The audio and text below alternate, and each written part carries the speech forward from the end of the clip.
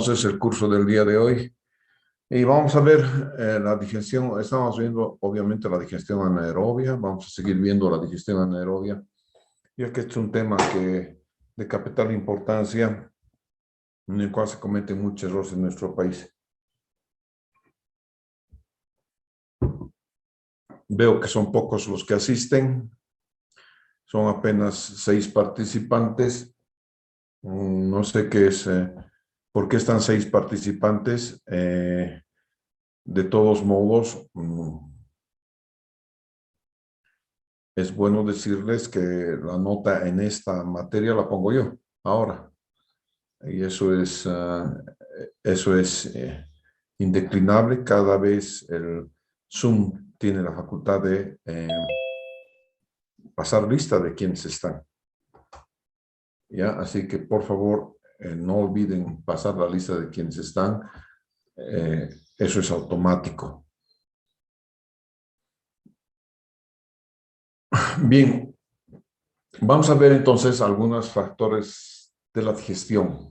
¿Cuáles son los factores que afectan a la digestión anaerobia? Las bacterias, obviamente, que son de 2 tipos, ya saben, las que forman ácido y las que forman metano. Los alimentos, que básicamente son volátiles, ¿no es cierto? Orgánicos volátiles. Y hay varias maneras de calcular, digamos, de hacer el diseño de digestores anaerobios.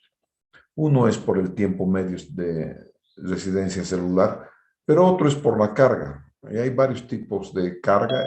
Uno de esos tipos de carga es el que estamos empleando, es el más, digamos, no sencillo, pero es uno de los más utilizados, ¿no es cierto? Y que se llama, ese es otro, el contacto, el tiempo de contacto. No solamente es la carga, sino también el contacto, ¿no es cierto? ¿Cuánto tiempo y el contacto tiene que ver con la hidráulica del reactor. La carga tiene que ver con cuánto le estás dando en miligramos por litro, en lo que sea al reactor. Esto es la carga orgánica y el ambiente, cómo se mueven las bacterias. Ya saben que ustedes, la digestión anaerobia normalmente la vamos a hacer en el rango mesofílico. Entonces, veamos un poquito de las bacterias. Lo primero que debemos hacer es que la bacteria tiene que tener la cantidad adecuada, ¿no es cierto? Y por eso es que a veces el commissioning, el startup, el comenzar una operación con reactores anaerobios tarda, porque no tengo la cantidad adecuada. Entonces, es bien difícil comenzar sin semilla. Hasta que tengas la cantidad adecuada, no te olvides que vas a tener más bacterias de un tipo que de otro tipo y entonces tu reactor se va a acidificar. No podemos remover demasiado.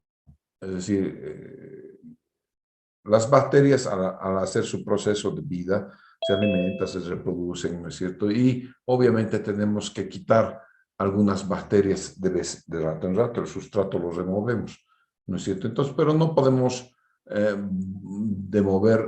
mover demasiado, no desplazar demasiado. Esto es que no vaya a recircular mucho, ¿de acuerdo? Eso es, haga un plan para recomenzar de capital importancia, porque algún momento tu digestión anaerobia va a estar medio enfermita y entonces hay que recomenzar de nuevo. Pero hay que recomenzar no de cero. Si recomienzas de cero, estás fregado, ¿no es cierto? Tu digestión anaerobia se ve al demonio. Entonces, es mejor siempre tener un plan para volver a recomenzar cuando algo está fallando en mi digestión anaerobia. Alimentos. ¿Qué tipo de alimentos voy a tener? Siempre el sustrato es bueno tener. Hay que minimizar la entrada de inorgánicos, por favor, ¿ya? Los inorgánicos son veneno. En realidad no se digieren. Y como no se digieren por medio de medios biológicos, entonces lo que entra sale en inorgánicos. Eso quiere decir que tenemos que minimizar las descargas industriales. Eso tenemos que minimizar. todo lo que es descarga industrial es normalmente un elemento inorgánico. Los sistemas de desarenado, obviamente, si estamos sacando la arena, estamos sacando sílice. El sílice es inorgánico. Por tanto, debo quitarlo de mi reactor, el inorgánico. Y, por favor, eliminar todo lo que sea material tóxico. Esto es de capital importancia porque si le metes un tóxico a tu reactor, se va a morir todo. Meterle veneno de manera directa al reactor. Si le metes veneno de manera directa al reactor, obviamente se van a morir las bacterias. ¿De acuerdo? Entonces, no podemos decir que vamos a eliminar materiales tóxicos por medios biológicos. No. Vamos a envenenar a las bacterias de acuerdo al material tóxico. ¿De acuerdo? Entonces, es eso lo que tenemos que tomar en cuenta. Luego viene la carga. Y aquí ya nos estamos separando de algún otro elemento de, digamos, diseño. ¿Ya? Los diseños, como les he dicho, tienen 4 formas de diseñar.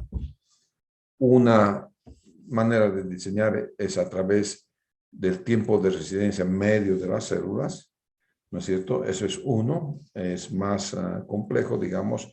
Y de los factores de carga, son varios tipos de factores de carga. Hay un método que se llama, que está basado en la población, basado en población, pero nosotros vamos a normalmente tomar este método que es el método de los factores de carga.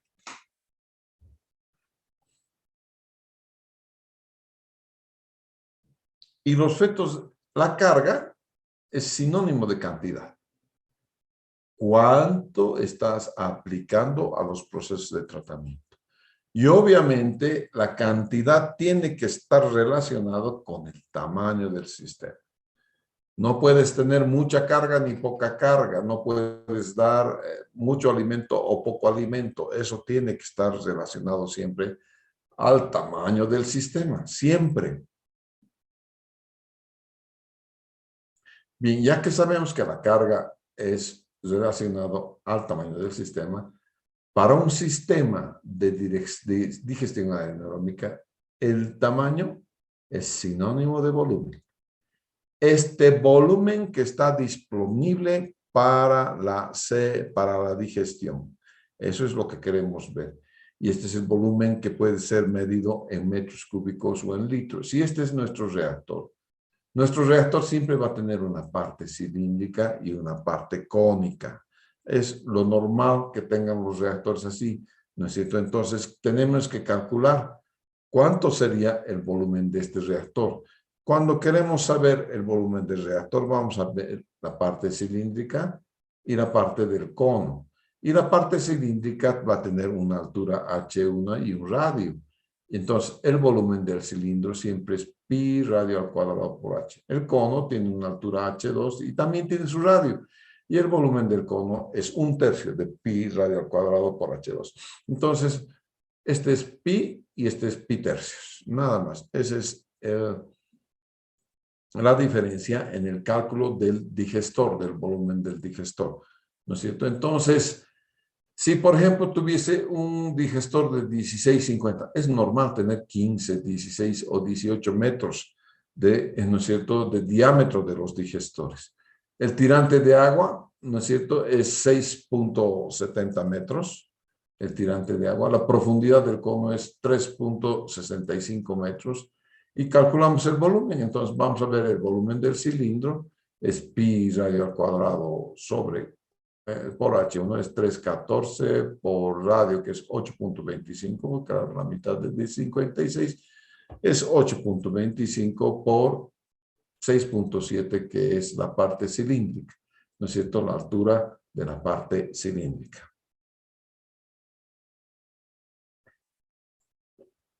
Y esto es 1433 metros cúbicos. El volumen del cono es pi tercios. Entonces sería igual 1/3 por 3.1416 por 8.25 por 3.65 y eso da 260 metros cúbicos. Entonces tengo por un lado 1.433 metros cúbicos, por el otro lado voy a tener entonces 260 metros cúbicos. Entonces, el volumen total siempre es el volumen del cilindro más el volumen del cono. En este caso va a ser 1.693 metros cúbicos. Entonces, eso es todo lo que se llama el volumen, el tamaño del sistema. Ahora bien, cada vez estoy poniendo la cantidad aplicada relacionada al tamaño del sistema. Ya sabemos qué es el tamaño del sistema. Ahora vamos a ver qué es la cantidad. Y la carga hidráulica es la cantidad de lodo añadido, normalmente en metros cúbicos.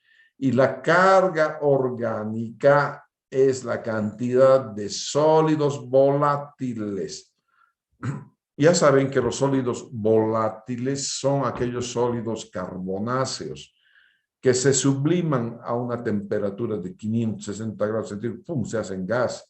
Y entonces te queda todo lo que es inerte y todo lo que es orgánico se sublima.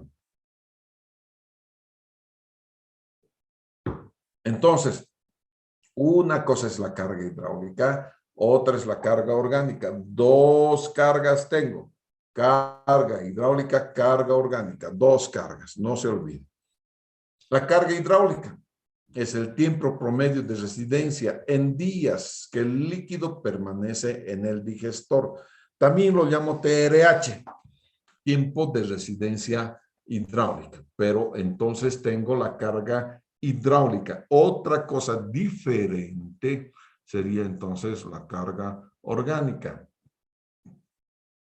Y el tiempo mínimo requerido, que el tiempo que necesita permanecer el líquido en el digestor, es para que la digestión sea correcta, para convertir los sólidos a sólidos inertes, y los ácidos voy a convertir a gas. No se olviden que la fase acitogénica genera ácidos volátiles que son tomados por las bacterias que generan metano para generar gas, y ese gas lo puedo aprovechar. Es combustible el gas, entonces metano, ¿no es cierto? Pero todo tiene que estar en balance. Y entonces todo esto, el tiempo que necesito que permanezca el agua en el digestor, tiene que ver con la eficiencia del digestor y tiene que ver con el agua negra que estoy empleando, con el tipo de agua negra, si es municipal, es rica, no es rica en DBO, qué es lo que pasa, ¿no es cierto? Y el tiempo de retención se va a incrementar en el espesador de fangos. En el espesador de fangos voy a tener más tiempo todavía de permanencia en el digestor. Ahora, obviamente, si tenemos un digestor que vamos a hacer, digamos, un solo digestor donde tenemos todos los procesos, esto tiene que tener un intercambiador de calor. La digestión anaerobia debe tener calor suficiente, ya hemos visto, y ese calor suficiente tiene que estar repartido de manera igual en todo el reactor. Y para ello necesita un intercambiador de calor, ¿de acuerdo? Eso es lo que va a requerir.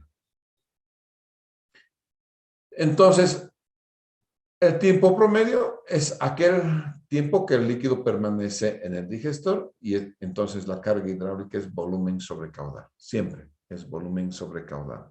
Y esto ya lo hemos visto en plantas de tratamiento de aguas potables. Es metro cúbico sobre metro cuadrado por día. Como resultado va a dar el resultado en días. Entonces, el tiempo de residencia hidráulica, un ejemplito. ¿Cuánto sería el tiempo de residencia hidráulica?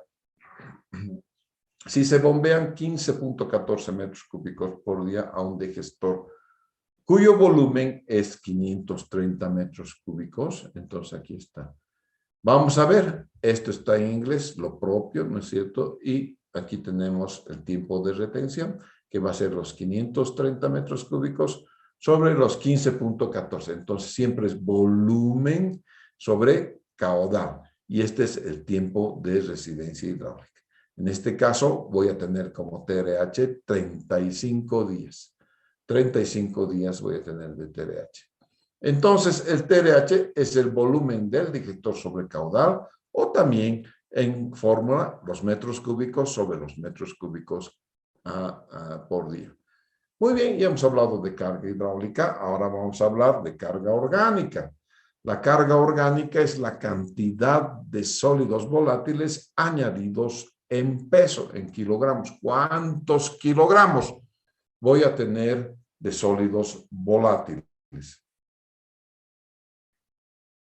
Entonces, aquí tengo el porcentaje total de sólidos, pero aquí tengo que ver una cosa es medir caudal, lo hago con un flujómetro. Y ahora los sólidos, ¿cómo le hago?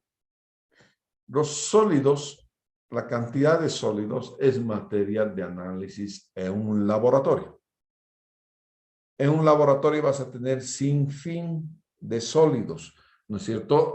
Entonces tú tienes que decirle al laboratorista qué tipo de sólidos quieres que te reporte el análisis. Obviamente vas a tener los sólidos que son los sólidos volátiles. Quizás aquí me falta una diapositiva indicando los tipos de sólidos que hay. No sé si antes han tenido esa diapositiva de los sólidos sedimentables, los sólidos no sedimentables, de cuáles son los orgánicos, los inorgánicos, todo ese fin de cosas, ese tema. Siempre es bueno verlo en plantas 1 tenemos, en plantas 1. En plantas de tratamiento de agua potable tenemos la división de los sólidos, ¿ya? Sería bueno que ustedes revisen entonces la descripción de plantas de tratamiento de agua potable. Entonces, bien, vamos a ver cómo analizamos el procedimiento de análisis. Primero, vamos a preparar el disco de evaporación. Entonces, meto el disco de evaporación a la mufla, lo elevo a 560 grados, lo volatilizo todo.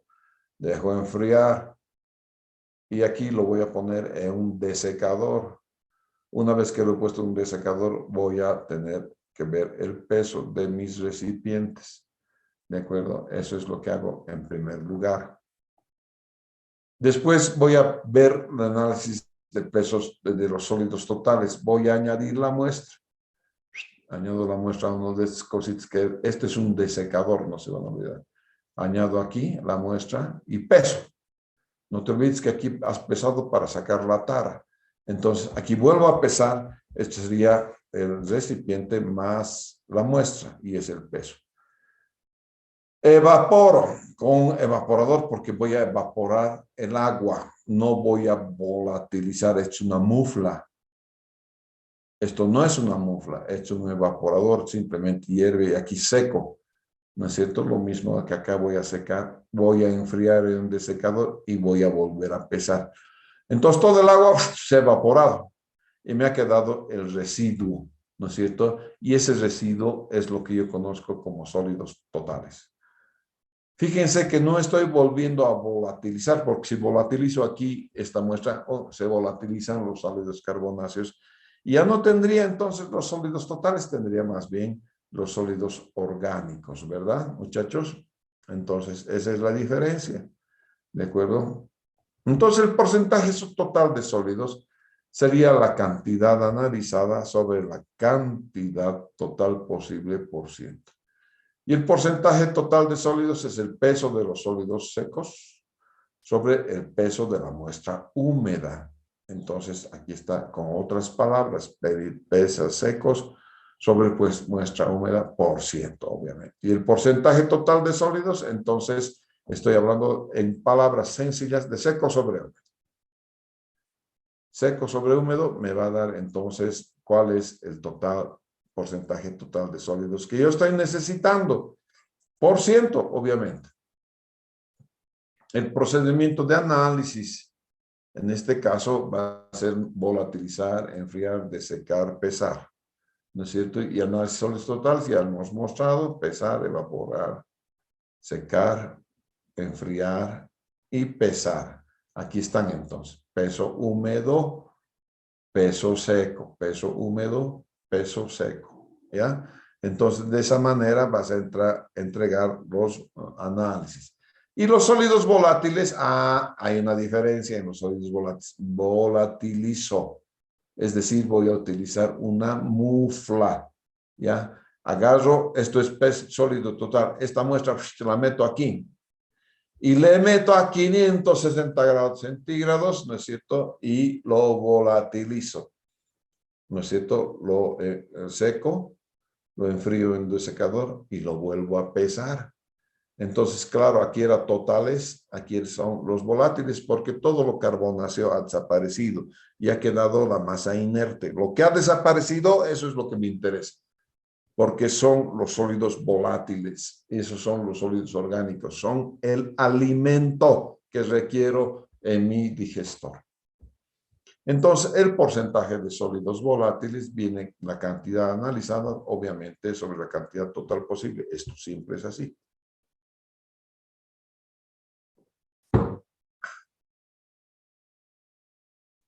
Volátiles, entonces, peso de los sólidos volátiles sobre el peso de los sólidos secos. No se olviden que ya he secado, ¿no es cierto? Lo que he hecho es evaporar en la primera etapa y me han quedado los sólidos secos. Y esos sólidos secos los he metido a la mufla, ¿no es cierto? Y el porcentaje total de sólidos, nuevamente, tengo que ver que es seco 2 sobre húmedo por ciento. A ver, vamos a ver un diagrama de sólidos en lodos. Este es un lodo y ahí tienes los sólidos. Todo el resto no es sólido. Partecita nomás es sólido. ¿De acuerdo? Partecita. El resto es agua, señores. ¿Ya? Entonces, estoy diciendo que 6% son sólidos, 94% va a ser agua. Y esto es el 100%. 6, 100. Obviamente 94. 6, 100, 94. De esta parte de los sólidos voy a sacar afuera de los 6, ese numerable. Esos sólidos son los sólidos totales, ¿no es cierto? Aquellos que simplemente he hecho hervir. ¿Para qué he hecho hervir? Para sacar esta agua. Fuera esta agua. Entonces quedan el 6% de sólidos, que son los sólidos totales. Estos sólidos totales los puedo enviar a una mufla, ya han visto, ¿no es cierto? Enviando una mufla, voy a tener entonces los sólidos volátiles y los sólidos, el residuo que es inorgánico. A mí me está interesando esta parte volátil de los sólidos, ¿no es cierto? Porque son los sólidos orgánicos que acometen por o cuentan por el 70% de los sólidos totales, pero está apenas 6% nomás, el resto es agua, ¿no es cierto? Entonces tienen que ver ese tema. Y 30% van a ser entonces los residuos. Entonces, si multiplico 6 por 7, tengo 42. 3 por 6, 18. 6 por 7, 42. 6 por 3, por este 30%, son 18.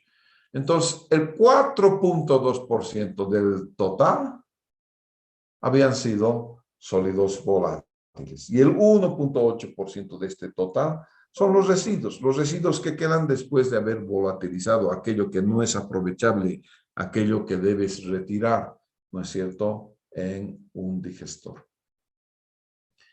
Entonces, estos son los resultados típicos del proceso de digestión. Antes de la digestión tienes, digamos, 450 kilogramos de lodo crudo, peso seco.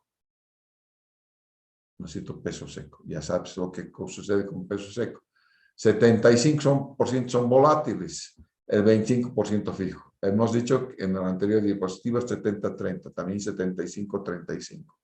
¿No es cierto? Puede ser. Es una aproximación nomás. Lo que estoy haciendo es como que estoy haciendo una prueba. ¿Qué pasaría si tengo 450 kilogramos de lodo crudo? Entonces, mi laboratorio me está diciendo que 75% son volátiles, por lo tanto, yo estoy esperando 338 kilogramos de sólidos volátiles, de sólidos orgánicos. Voy a esperar que sean entonces 300. Y el resto, 25%, es nada, no me sirve para nada, tengo que desechar, ¿no es cierto? Este 25% son 112. 112 más 338 son los 450 kilogramos de lodo crudo. Entonces, la digestión si digiero estos sólidos. Y se pueden digerir solamente los sólidos volátiles. Todo eso lo va a convertir estos sólidos en metano, dióxido de carbono y agua. Entonces, elementos inertes, ¿no es cierto? Esto es un gas y agua, ¿no es cierto? Que son productos de la digestión. Y es lo que llamamos el lodo residual digerido, que tiene una formita granular. El lódido, por eso está aquí, que le está mostrando como si fuera granular. Entonces, de este lodo residual digerido, 50% son volátiles, 50% son fijos de estos. Entonces, 100 de estos 338, 115 son volátiles, 115 son fijos.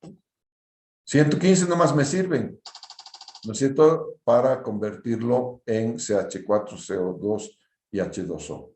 ¿No es cierto? Que del total, entonces serían 230 kilogramos.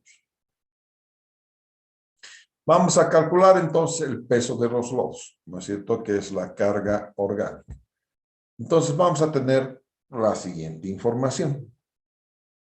Digamos, dada la siguiente información, calcular el peso de los sólidos secos y los sólidos volátiles.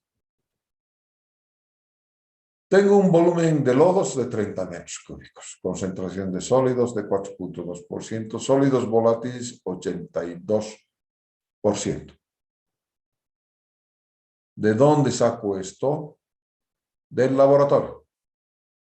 El laboratorio me va a decir cuántos son los sólidos volátiles y cuántos son los sólidos totales. Es un análisis que normalmente hacen los laboratorios. También hace el nuestro. Quizás no con lodos, lo hace con agua, pero con agua. Tú le llevas una muestra de agua y como resultado de un análisis básico, siempre te van a dar los sólidos suspendidos, los sólidos disueltos, en fin, los sólidos que tú quieras convenientes que te reporten, esos sólidos te va a reportar el CASA, nuestro laboratorio de la universidad. Muy bien. Voy a entonces a ver el peso del sólido seco. Una vez, entonces, ¿cuánto será? Los metros cúbicos húmedos por 1 kilogramo es 1 litro por porcentaje de sólidos, ¿no es cierto? ¿Cuánto de estos 30 metros cúbicos? Partes agua, partes son sólidos y partes son sólidos volátiles, ¿no es cierto? Que son los que me interesan.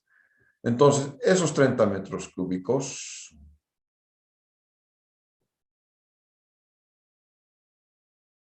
por este 4.2% que son los sólidos, la concentración de sólidos totales. Agarro y voy a ver entonces qué da eso y tengo 1.26 kilogramos de sólidos volátiles secos. Entonces ahí tienes cuánto es, ¿no es cierto?, la carga orgánica. Entonces vamos a ver específicamente el cálculo de la carga orgánica. La tasa de carga orgánica. ¿Qué sería la cantidad de sólidos volátiles añadidos por día comparados con el tamaño o volumen del digestor? Entonces, ¿cómo determinas el volumen del digestor? Por el tiempo de residencia hidráulica, ¿verdad? Necesitas un cierto tiempo de residencia hidráulica para que el trabajito sea bien hecho, bien completado en la digestión de los sólidos. La tasa de carga orgánica, entonces, es la cantidad de sólidos volátiles sobre el volumen del digestor. Acabamos de calcular la cantidad de sólidos volátiles. Y eso lo voy a dividir entre el volumen del digestor. Y esta es una forma de calcular, por favor, la carga. Hay otras formas. Esta es una forma de diseño. Yo no voy a intentar ni siquiera mezclarles con las otras formas de diseño. Pero este es kilogramos de sólidos volátiles por día y por metro cúbico. Entonces, puedes tener 0.02 a 0.10 del volumen de sólidos por día por metro cúbico. Entonces, esta es la tasa que estás tú empleando, 0.02 a 0.10. No más. Entonces, la cantidad de sólidos siempre está referida al tamaño del digestor, al volumen al cual tú vas a añadir esa cantidad de sólidos. Por lo tanto, la cantidad de orgánicos, la carga orgánica, es la cantidad de sólidos orgánicos sobre el volumen del digestor. Entonces, estos son los sólidos volátiles que tú vas a meterle en kilogramos al día sobre el volumen del digestor. Entonces, va a estar en kilogramos por día por metro cúbico. Y esa va a ser la carga orgánica que tú vas a emplear.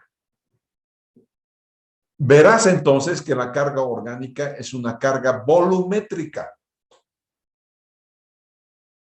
Voy a ver.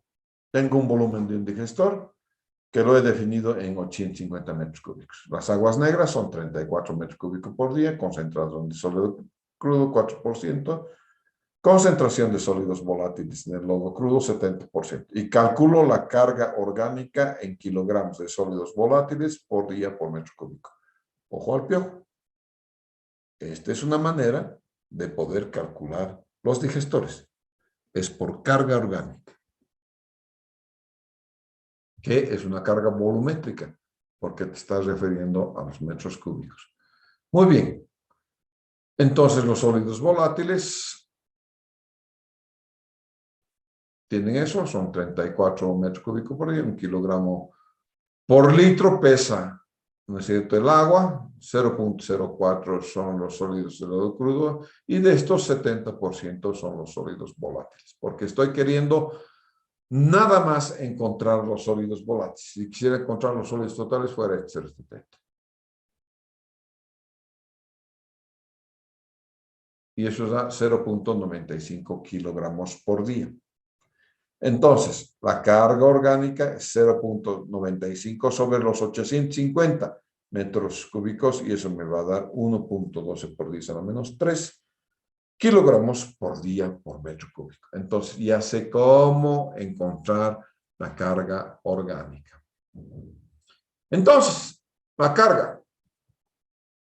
Puedo bombear el lodo espeso, ¿no es cierto?, a alto porcentaje de sólidos totales. Y en este caso lo que estoy haciendo es, mi primer digestor estoy separando, entonces el volumen, lo espeso, el espeso lo que estoy metiendo a mi reactor, y de ese espesadito voy a agarrar y voy a sacar el volumen para solamente ir a la digestión. Esta es la forma más común de hacerlo, ¿ya?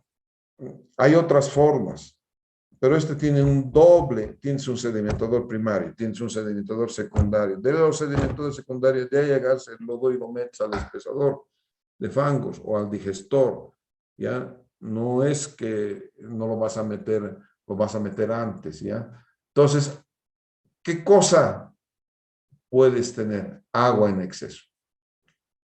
Es decir, que no has desecado bien la muestra. No has hecho su trabajito en desecación. Y entonces vas a necesitar más calor, vas a necesitar intercambio de calor para que las bacterias hagan de mejor manera su trabajo. El agua en exceso va a reducir obviamente el tiempo de retención hidráulica porque es volumen sobre caudal, ¿no? El volumen es único, invariable, es cómo has construido el reactor. Lo que está variando es el caudal, pero si además al caudal las bacterias te generan más agua, porque las bacterias que te generan CH4, te generan CO2 y te generan agua. Por lo tanto, puedo tener un exceso de agua en el reactor, ¿de acuerdo? Y el reactor, eso me produce esto. Necesito más calor, necesito más, voy a reducir el tiempo de retención hidráulica y el agua en exceso va a reducir las bacterias y los buffers, los tampones que voy a tener, ¿de acuerdo? Entonces es muy peligroso esa parte. Entonces, para que no haya eso, tengo que bombear varias veces al día, sacar lodos varias veces al día.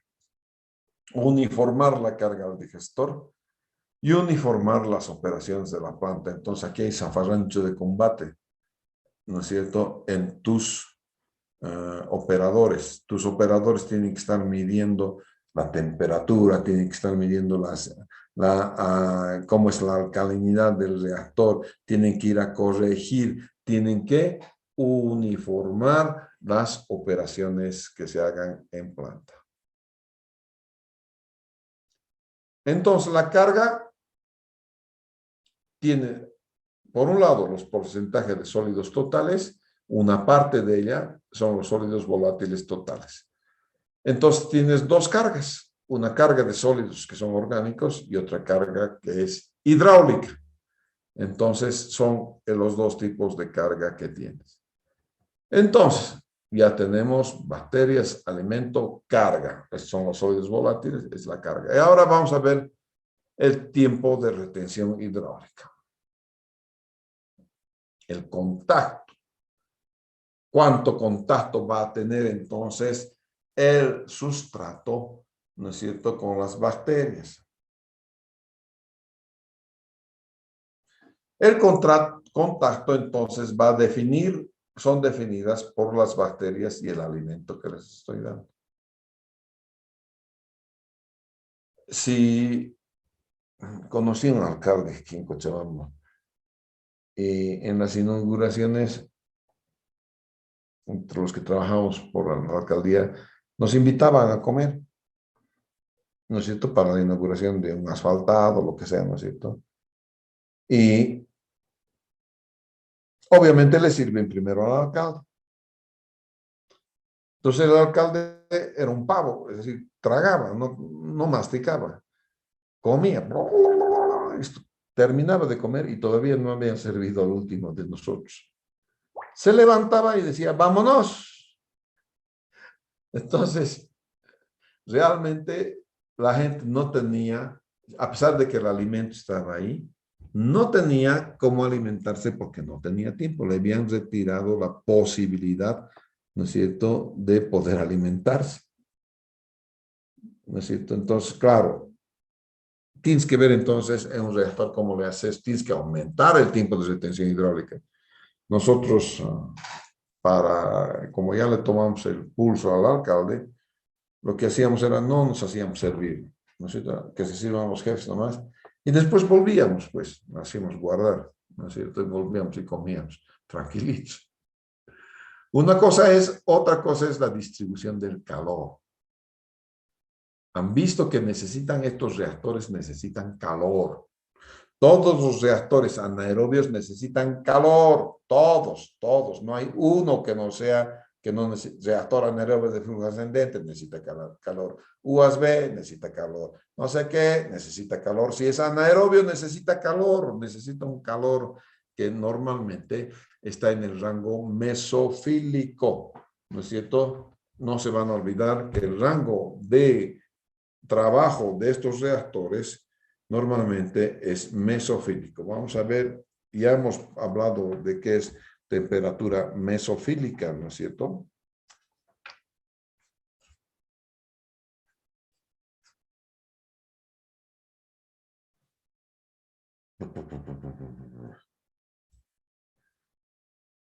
Entonces, entre 30 a 38 grados centígrados es el rango mesofílico, ¿no es cierto?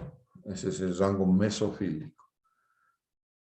Minimizar los sedimentos porque va a reducir el volumen disponible. Si están arenas, ¿no es cierto? Y se sedimentan las arenas, chao cono, ¿no es cierto?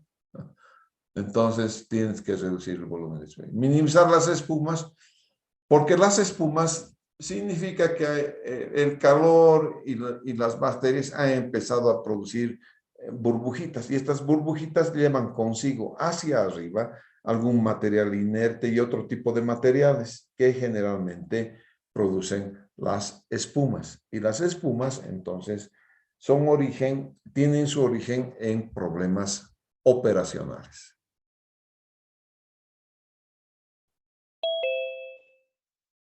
Muy bien. Hemos visto bacterias, alimento, carga, timbres de tensión hidráulica o contacto también. Y ahora vamos a ver el ambiente. Pero aquí en el ambiente quisiera parar, porque aquí en el ambiente voy a explicar varias cosas con gráficos y a veces estos gráficos hay que entenderlos de mejor manera para saber cuál es la relación, por ejemplo, de la alcalinidad al pH, en fin, cómo se maneja el reactor. ¿Ya? Entonces, hasta aquí. Esta es la diapositiva 89.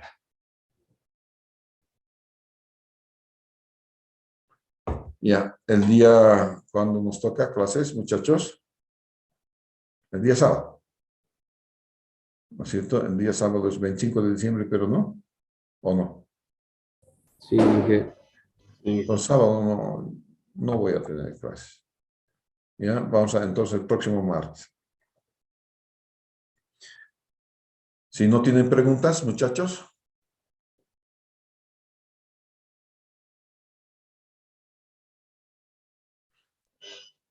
Dije, no sé si se escuchó una consulta. Te he escuchado como de ultratumba. No te estás acercando a tu micrófono.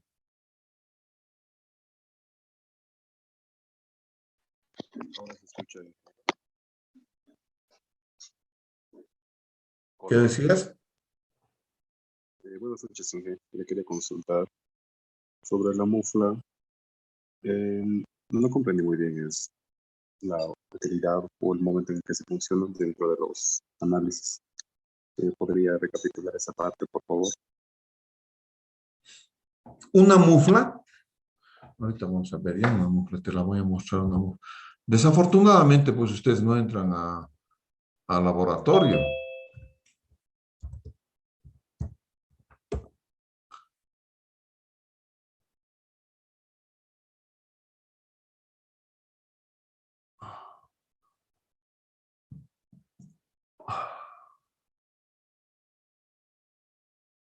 Esta es una mufla,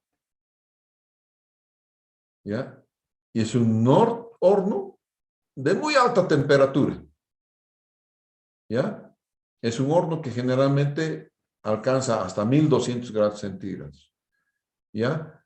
Entonces, realmente cuando estos son de porcelana, ¿no es cierto? Recipientes de porcelana, y cuando has metido aquí todo el lodo, primero lo que haces es metes esto a una mufla, porque aquí pueden haber residuos de tu anterior análisis, ¿de acuerdo? Entonces lo evaporas todito, lo enfrías, lo desecas, lo pesas. Una vez que lo pesas, tienes el peso de estas cositas eh, para destarar después. Luego vienes aquí, le metes el lodo, ¿no es cierto? Y Ingeniero, si no está quieres... compartiendo pantalla. ¡Auch!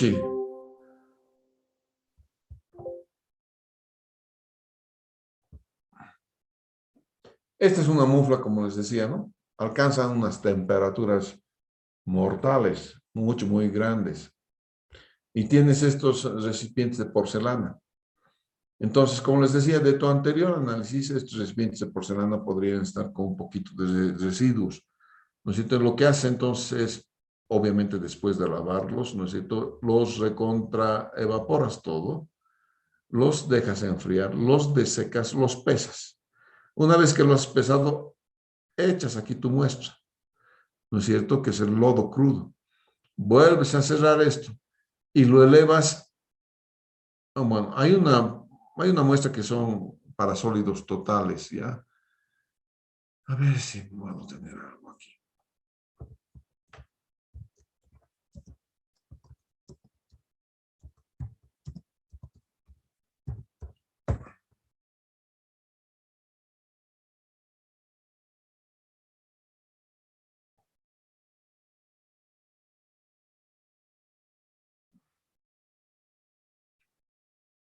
Un segundito, por favor. Voy a ver si puedo encontrar algo en el internet que me muestre los sólidos, el análisis de sólidos, ¿ya?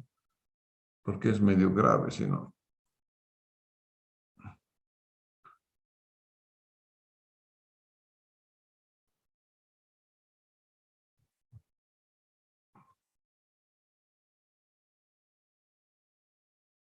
Vamos a ver no sé cómo estará el video. Suelo ver los videos antes, ¿ya? Pero voy a ver, vamos a ver el video de la Universidad Politécnica de Valencia, que normalmente son buenos los de la Politécnica de Valencia. Ahí está mi hijo pasando su maestría, ¿ya? Es Universidad Politécnica de Valencia, ¿ya? Muy buena universidad. Entonces, se ve, ¿no, muchachos? Sí, que se ve. Ahora vamos. En este vídeo aprenderás a determinar los sólidos presentes en muestras de agua. El objetivo es que aprendas a cuantificar las distintas fracciones de sólidos presentes en el agua, es decir, los sólidos totales, suspendidos y disueltos.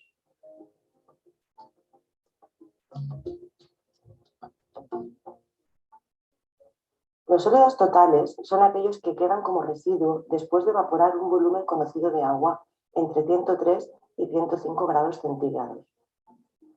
Los sólidos totales presentes en un agua se dividen en dos fracciones. La primera de ellas son los sólidos suspendidos. Estos corresponden a la fracción de los sólidos totales que queda retenida en un filtro de 1,2 micras de tamaño de poro. La segunda fracción son los sólidos disueltos. Estos corresponden a la fracción de sólidos totales que pasa a través de un filtro de 1,2 micras de tamaño de poro.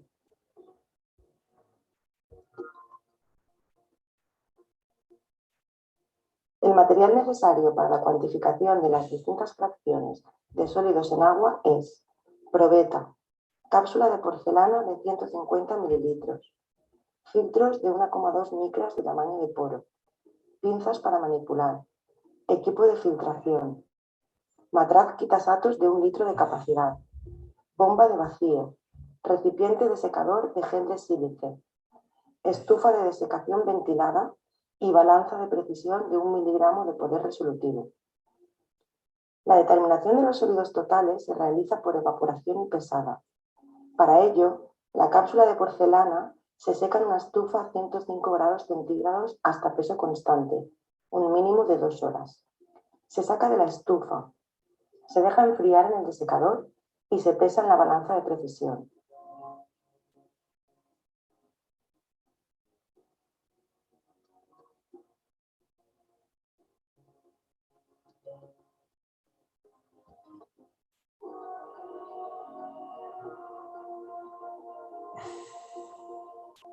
Se vierten en la cápsula 100 mililitros de muestra. Eso es un lodo, muchachos, por lo que veo. Agua demasiado turbia. Es un lodo.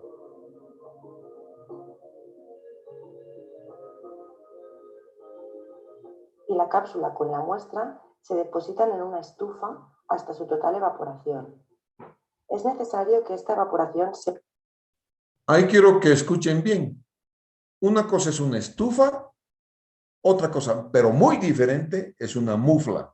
Esta es una estufa. Y la estufa solamente la voy a utilizar para evaporar el agua a 105 grados centígrados. La mufla no. La mufla eleva a 500 y pico, ¿no es cierto?, para volatilizar todo lo que es orgánico. sea suave, sin que en ningún momento llegue a producirse una ebullición brusca para evitar el arrastre de partículas por el vapor. Cuando toda el agua se ha evaporado, se eleva la temperatura de la estufa a 105 grados centígrados y se mantiene durante unas 4 horas. A continuación, se saca la cápsula de la estufa y se deja enfriar en el desecador, pesándola seguidamente. El volumen de muestra necesario depende de la carga que contenga el agua y debe ser tanto mayor cuanto menor sea esta. 100 mililitros es adecuado para un agua residual. En aguas naturales o con poca carga de materia sólida es necesario un volumen mayor.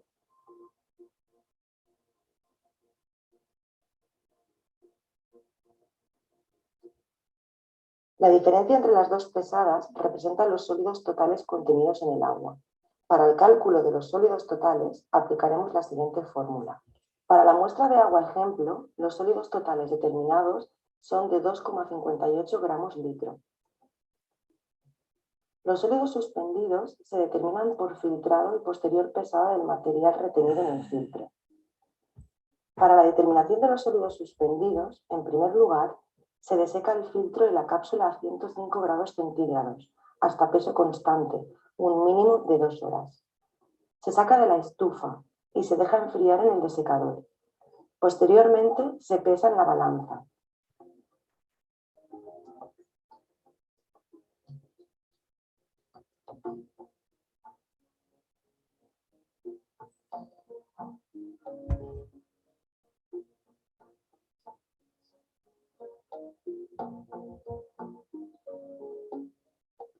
Se monta el embudo magnético sobre el matraz quitasatos y se conecta este a la bomba de vacío. Se coloca el filtro, previamente secado y pesado, en el embudo y se vierten 100 mililitros de agua.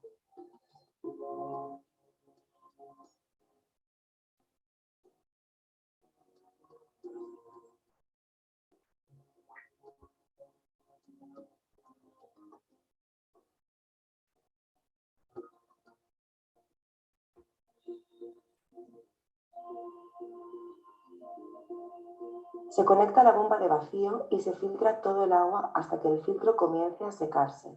Se aprecia fácilmente por la variación del brillo del sedí.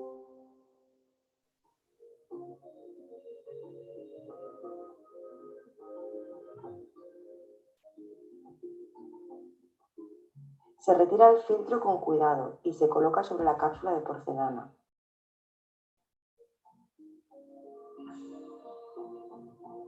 Esta se introduce en la estufa a 105 grados durante aproximadamente 2 horas. Una vez seco, se introduce en el desecador para su enfriamiento y por último se pesa en la balanza.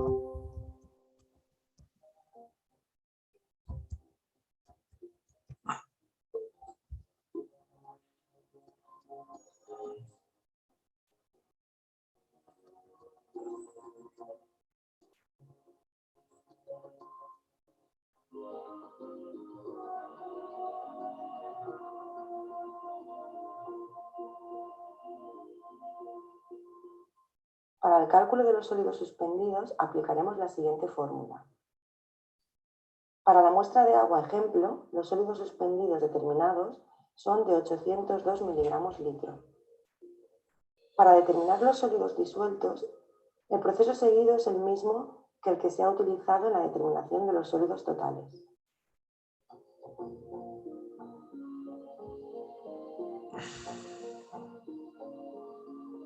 Para determinar los sólidos disueltos, se utiliza el filtrado de la determinación de los sólidos suspendidos. Este filtrado se evapora en una cápsula de porcelana y posteriormente se seca a 180 grados centígrados, hasta peso constante.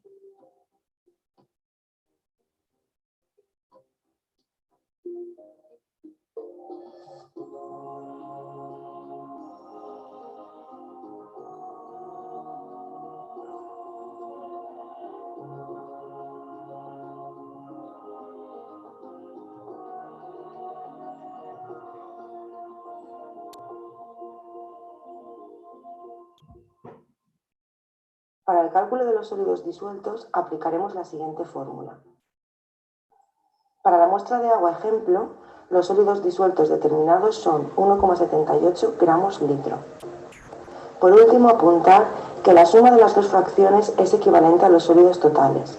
Por tanto, con los sólidos totales de alguna fracción se puede, por diferencia, obtener la otra. En este vídeo hemos aprendido a determinar y a cuantificar las distintas fracciones de sólidos presentes en una muestra de agua: sólidos totales, sólidos suspendidos y sólidos disueltos. Eso es uno, muchachos. El otro.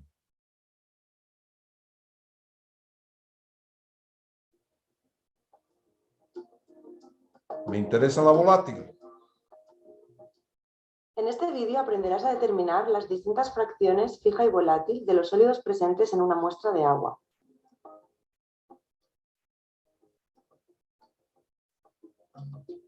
Los sólidos totales de una muestra de agua son aquellos que quedan como residuo después de evaporar un volumen conocido de agua entre 103 y 105 grados centígrados. A su vez, estos sólidos totales se dividen en suspendidos o disueltos según atraviesen o no un filtro de tamaño de poro de 1,2 micras. En cada una de estas fracciones de sólidos, suspendidos y disueltos, puede a su vez distinguirse la fracción volátil y la fracción fija o no volátil, según permanezcan estables o no a una temperatura de 550 grados centígrados.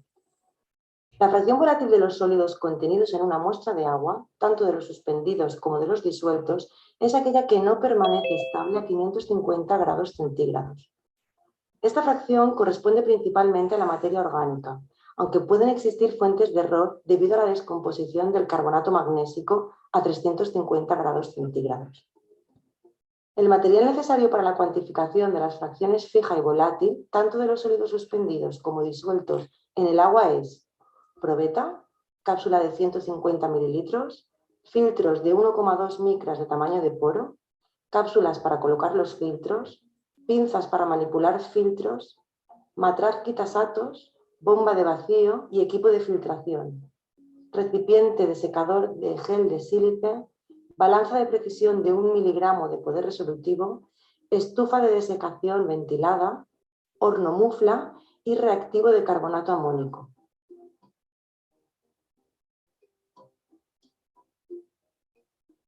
Primero pesamos la cápsula de 150 mililitros que utilizaremos para la determinación de sólidos disueltos y la cápsula con el filtro para la determinación de sólidos suspendidos. Previamente a determinar estos pesos, el filtro se ha desecado a 105 grados centígrados y ambas cápsulas se habrán calcinado a 550 grados centígrados para que no exista disminución de peso asociada a la cápsula.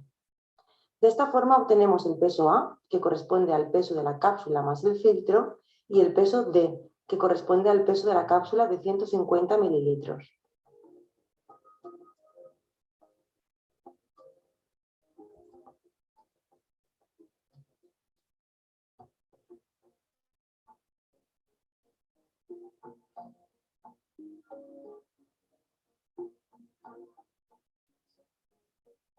Homogeneizamos la muestra de agua y filtramos 100 mililitros.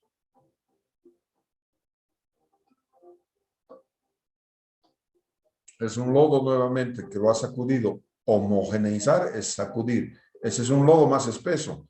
Parece ser lodo residual. Sí, lodos residuales. El quitasato es ese de ahí abajo que tiene una boquita donde le metes la manguera y de ahí va a chupar la bomba de vacío.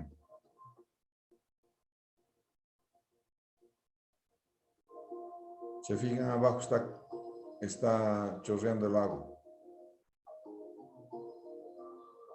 Es un material filtrado, ¿no? Está filtrando por un milipor, un filtro milipor de 20 micras. Al finalizar la filtración de la muestra, el filtro con los sólidos suspendidos retenidos se coloca en la cápsula.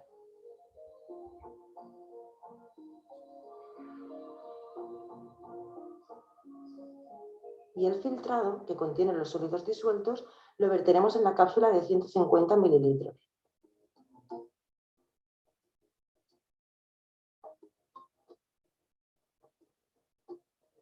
Para la determinación de los sólidos disueltos, la cápsula que los contiene se coloca en la estufa, primero a 95 grados centígrados, para que se vaya evaporando la muestra de agua lentamente, evitando así la ebullición tumultuosa y el arrastre de partículas por el vapor de agua. Y después, cuando el agua se ha evaporado, se eleva la temperatura de la estufa a 105 grados centígrados durante 4 horas o hasta conseguir peso constante. Una vez transcurrido el tiempo, las cápsulas se pasan a un desecador para su enfriamiento y posterior pesada. En este paso obtenemos el peso B, que corresponde a cápsula más filtro más residuo de sólidos suspendidos, y el peso E, que corresponde a cápsula más residuo de sólidos disueltos.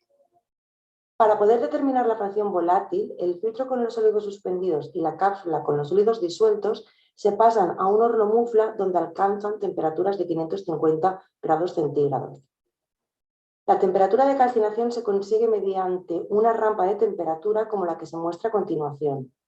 Los primeros 30 minutos la temperatura aumenta progresivamente hasta alcanzar los 550 grados centígrados. Una vez alcanzados, se mantiene a esta temperatura durante una hora. Al calentar a 550 grados centígrados, la materia orgánica se descompone en CO2 y agua que se evapora. Pero, como os ha comentado anteriormente, si los sólidos contienen carbonato magnésico, este se descompone a 350 grados según la reacción. De modo que es necesario corregir el valor obtenido cuando la concentración de carbonato magnésico es considerable, bien corrigiendo numéricamente si se conoce la concentración de carbonato magnésico en la muestra, o regenerando químicamente el carbonato descompuesto mediante la adición de una solución de carbonato amónico. Por ello, después de calcinar y enfriar el residuo de los sólidos, se impregna el filtro con los sólidos suspendidos y la cápsula con los sólidos disueltos con una solución de carbonato amónico.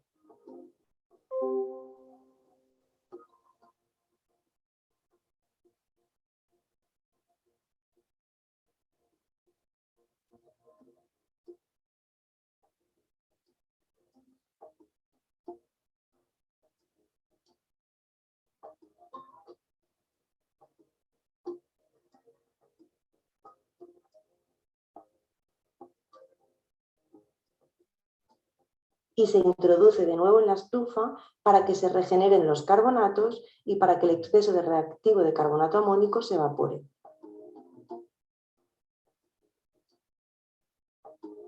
Finalmente se saca de la estufa, se pone en el desecador y se pesan, obteniéndose los pesos C, peso de la cápsula más el filtro, más el residuo de sólidos suspendidos a 550 grados con regeneración de carbonatos, y F, peso de la cápsula más el residuo de los sólidos disueltos a 550 con regeneración de carbonatos. Los datos de los que disponemos para el cálculo de los sólidos suspendidos volátiles y sólidos suspendidos no volátiles son los siguientes. Con los datos anteriores y aplicando estas fórmulas determinamos el valor de los sólidos suspendidos volátiles y los sólidos suspendidos no volátiles. En nuestro caso, sustituyendo los valores de los pesos A, B y C que hemos obtenido en la determinación analítica anterior, obtenemos el valor de los sólidos suspendidos no volátiles y sólidos suspendidos volátiles de nuestra muestra de agua. Los datos de los que disponemos para el cálculo de los sólidos disueltos y los sólidos disueltos no volátiles son los siguientes. Con los datos anteriores y aplicando las siguientes fórmulas, determinaremos el valor de los sólidos disueltos no volátiles y sólidos disueltos volátiles. Sustituyendo los pesos D, E y F en las fórmulas, obtenemos los valores de sólidos disueltos no volátiles y sólidos disueltos volátiles de nuestra muestra de agua. Conocidos los sólidos suspendidos y los sólidos disueltos, así como las fracciones volátil y no volátil de ambos, podemos por suma conocer los sólidos totales no volátiles y los sólidos totales volátiles. Por tanto, en la muestra de agua analizada, los sólidos totales volátiles y los sólidos totales no volátiles son los siguientes. En este diagrama podemos ver la concentración en gramos litro de las distintas fracciones de sólidos de la muestra de agua ejemplo utilizada en este vídeo. En este vídeo hemos aprendido a determinar y cuantificar las fracciones volátiles y fija de los sólidos suspendidos, disueltos y totales presentes en una muestra de agua. Eso fue todo.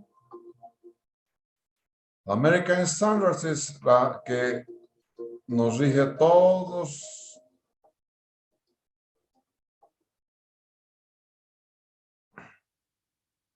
Así sería, muchachos.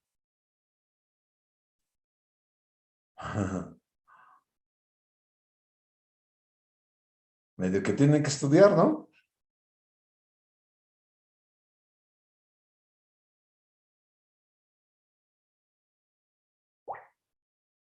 Bueno.